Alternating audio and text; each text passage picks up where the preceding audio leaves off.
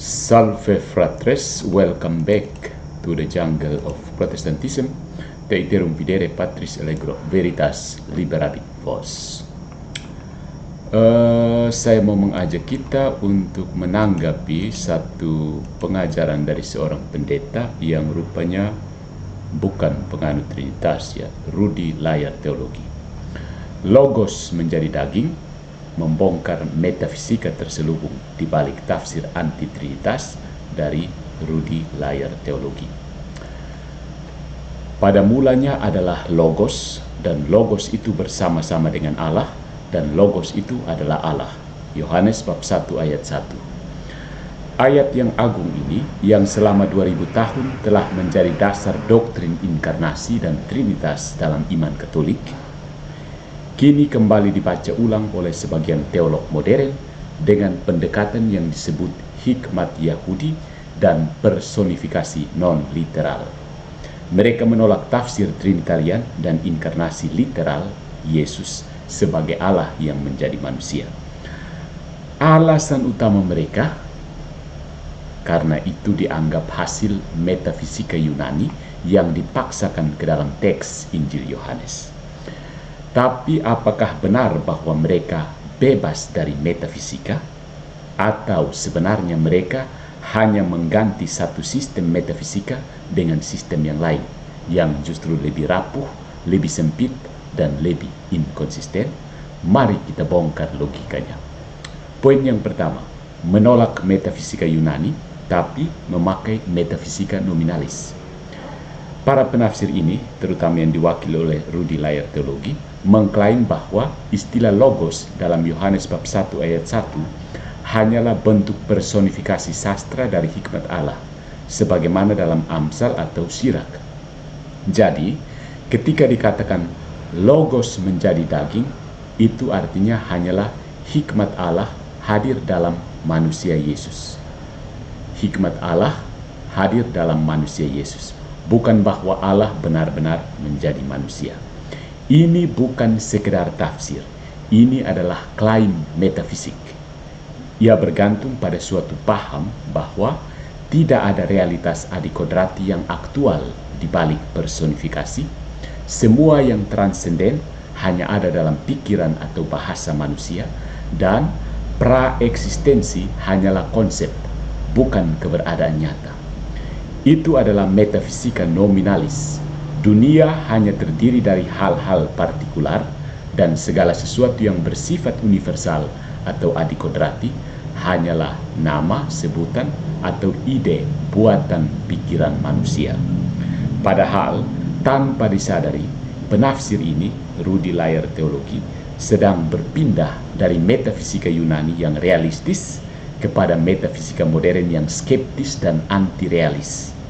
Bukankah lebih jujur mengakui bahwa ia tidak menolak filsafat, tetapi hanya memilih filsafat yang lain?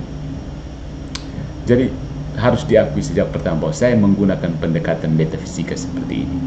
Yang kedua, Yesus sebagai blueprint fungsionalisme atau kristologi. Dalam argumennya, sang penafsir Rudi menyamakan logos dengan blueprint, cetak biru dari pikiran Allah yang kemudian dihidupi oleh Yesus sebagai manusia.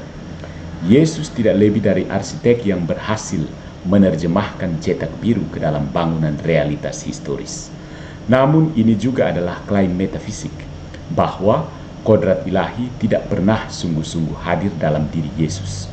Hanya fungsi atau misi Allah lah yang dihidupi oleh manusia Yesus. Inilah fungsionalisme teologis. Realitas spiritual diukur dari fungsinya, bukan substansinya. Tapi jika Yesus hanyalah manusia yang berhasil menunaikan blueprint Allah, apa bedanya dia dengan Musa, Elia, atau bahkan Muhammad?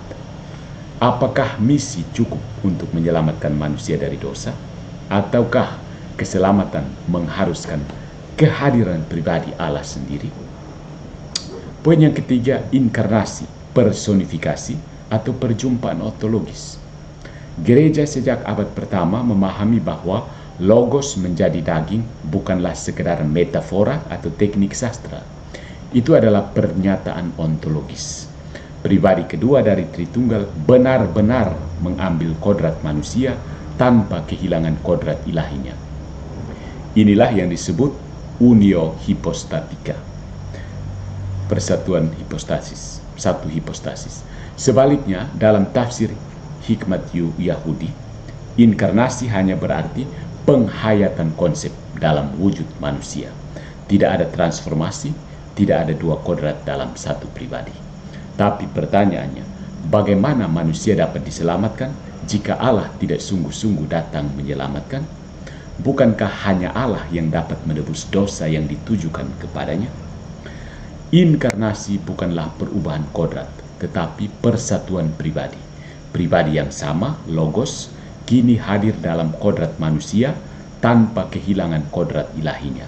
Ini bukan mistisisme kosong, tapi perjumpaan ontologis antara pencipta dan ciptaan. Poin yang keempat, monoteisme yang rapuh karena adanya subordinasionisme terselubung. Yang ironis adalah bahwa demi menjaga monoteisme murni, tafsir Sirudi justru terjerumus pada subordinasionisme, yakni pandangan bahwa Yesus adalah agen atau instrumen yang lebih rendah dari Allah Bapa. Dia adalah wadah, bukan Allah sendiri. Padahal, gereja menolak subordinasionisme sejak abad keempat sebagai bentuk politeisme terselubung. Karena hanya yang sehakikat dengan Allah yang dapat melakukan karya Allah.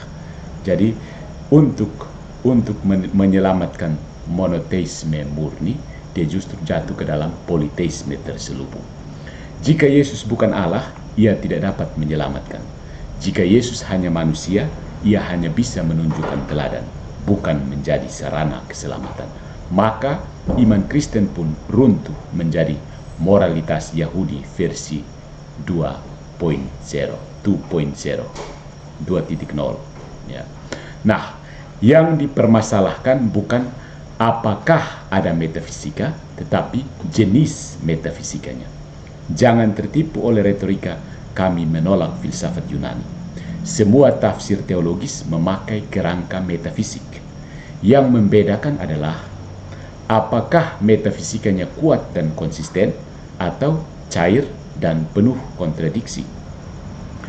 Gereja Katolik dalam kebijaksanaan warisan para bapak gereja dan teolog seperti Santo Athanasius dan Santo Thomas Aquinas tidak asal comot metafisika Yunani, tetapi mengambil yang terbaik dari akal budi manusia lalu membaptisnya demi pewahyuan. Karena itu, jangan malu memakai kata-kata seperti ousia, hipostasis, natura, atau persona. Ini bukan sekedar filsafat. Ini adalah senjata nalar dalam mempertahankan iman dari interpretasi yang melemahkan kebenaran Injil. So, saudaraku, fides quaerens intellectum, iman yang mencari pengertian.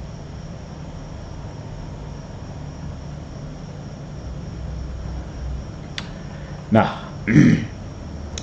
sebagai tadi itu semacam ya membantu untuk melihat kerangka apa penolakan terhadap metafisika. Sekarang coba kita lihat yang bantahan pokoknya, bantahan apologis, analisis filosofis dan teologis. Kita telah menunjukkan bahwa dia justru secara tidak sadar mengadopsi metafisika lain yang lebih rapuh, yaitu bentuk modern dari nominalisme, fungsionalisme, dan metafisika relasional rendah yang tidak memadai untuk memahami inkarnasi dan trinitas secara utuh. Nah, bantahan pokoknya adalah bahwa inkonsistensi penolakan metafisika Yunani. Ada klaim menolak metafisika Yunani klasik. Sirudi menolak doktrin trinitas dan inkarnasi literal ini dengan alasan bahwa semua itu bersumber dari pengaruh filsafat Yunani, khususnya Platonisme dan Aristotelianisme. Dia berargumen bahwa Injil Yohanes perlu dibaca semata-mata dalam konteks tradisi hikmat Yahudi dan bukan memakai lensa konsili gereja abad keempat dan kelima. Bantahannya justru ia memakai filsafat lain. Penolakan terhadap metafisika Yunani tidak menjadikan argumennya bebas metafisika. Sebaliknya, dia tanpa sadar menggunakan metafisika fungsional modernis yang didasarkan pada nominalisme, menolak realitas universal objektif, subordinasionisme implisit, hikmat sebagai instrumen, dan fungsionalisme personalistik, Yesus sebagai penghidup fungsi logos, dan reduksionisme antroposentris, keselamatan berasal dari ketaatan manusia. Dengan demikian, penolakan terhadap metafisika Yunani klasik bukan berarti bebas metafisika, dia hanya mengganti fondasi metafisiknya dengan model lain yang justru lebih rapuh. Yang kedua, jenis metafisika yang diadopsi tanpa sadar. Jadi metafisika apa yang diadopsi oleh Rudi layar teologi? Yang pertama, fungsionalisme nominalis. Logos dipahami sebagai cetak biru atau blueprint dalam pikiran Allah, dan Yesus hanya mewujudkan blueprint itu. Ini bukanlah metafisika substansial seperti dalam realisme metafisika Yunani, melainkan metafisika fungsional, di mana realitas dipahami dari fungsi yang dijalankan, bukan apa yang secara substansi sesuatu itu. Dalam filsafat Thomistik, ini bantahan Katolik, actus essendi, aktualitas keberadaan, tidak dapat direduksi pada fungsi. Fungsi menyatakan operasi atau manifestasi, bukan inti kodrati. Dalam kristologi Katolik, Yesus adalah logos yang memiliki dua kodrat dalam satu pribadi, bukan sekedar manusia yang menghidupi blueprint. Metafisika kedua yang diadopsi adalah konsep hikmat sebagai personifikasi sastra. Hikmat dipersonifikasikan sebagai alat bahasa, bukan pribadi yang nyata. Ini adalah pendekatan bahasa nominalis, di mana makna realitas spiritual hanya ada sebagai metafora linguistik. Bantahan Katolik adalah bahwa ini membuat presuposisi anti-realis, anti-kenyataan terhadap bahasa religius. Tradisi Katolik percaya bahwa bahasa Alkitab, meskipun kadang menggunakan figuratif, tetap mengacu pada realitas ad extra di luar bahasa itu. Maka ketika Yohanes mengatakan logos menjadi daging dalam Yohanes bab 1 ayat 14, itu bukan ekspresi sastra belaka, tapi penegasan ontologis yang kekal benar-benar menjadi manusia. Metafisika berikutnya adalah praeksistensi sebagai konsep dalam pikiran Allah. Logos disebut praeksisten hanya secara nosional dalam pikiran Allah, bukan sebagai pribadi yang nyata. Ini sejalan dengan metafisika konseptualis modern yang meminimalkan realitas spiritual menjadi sekedar ide dalam benak. Bantahan Katolik adalah bahwa teologi Katolik menegaskan bahwa praeksistensi logos bukan sekedar konsep, melainkan realitas ontologis. Logos adalah subsistensi ilahi yang bersama Bapa dan Roh Kudus dalam satu kodrat. Tanpa mengakui praeksistensi ontologis, Kristus tidak bisa menjadi penyelamat universal yang mengalahkan dosa dan maut, karena hanya Allah yang bisa menyelamatkan. Berikutnya ada kesalahan konsep inkarnasi dan subordinasi. Yang pertama, dia menolak doktrin inkarnasi sebagai transformasi mistis. Menurut narasi Rudi layar teologi, inkarnasi adalah wujud figuratif, bukan kodrat Allah menjadi manusia. Sebagai bantahan, Gereja Katolik dalam Konsili Chalcedon tahun 451 Masehi tidak pernah mengajarkan perubahan substansi Allah menjadi manusia. Inkarnasi bukanlah transmutasi, tetapi unio hipostatika, pribadi kedua Tritunggal, yaitu Logos, mengambil kodrat manusia tanpa mengubah kodrat ilahinya.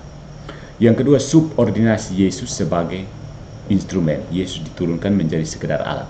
Yesus disebut sebagai wadah atau instrumen, bukan pribadi ilahi, dan ini membuka jalan bagi subordinasionisme, sebuah pandangan sesat kuno yang telah ditolak oleh gereja sejak zaman Arius.